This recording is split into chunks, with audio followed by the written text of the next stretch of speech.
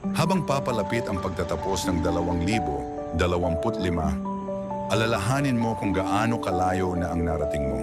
Hindi man lahat ng plano ay natupad, ang mahalaga, hindi ka sumuko. Bawat pagod, bawat luha, at bawat tahimik na laban ay patunay ng lakas mo. Hindi pa huli ang lahat.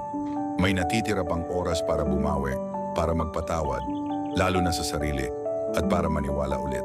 Ang mga pagkakamali ay hindi kabiguan, mga aral sila na huhubog sa'yo para sa mas matatag na bukas.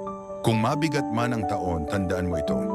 Nandito ka pa rin, lumalaban ka pa rin, at sapat na iyon para ipagmalaki ang sarili mo.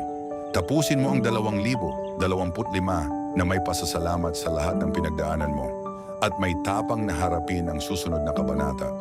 Dahil ang susunod na taon ay hindi nangangailangan ng perpektong ikaw. Kailangan lang nito ang hindi sumusukong ikaw.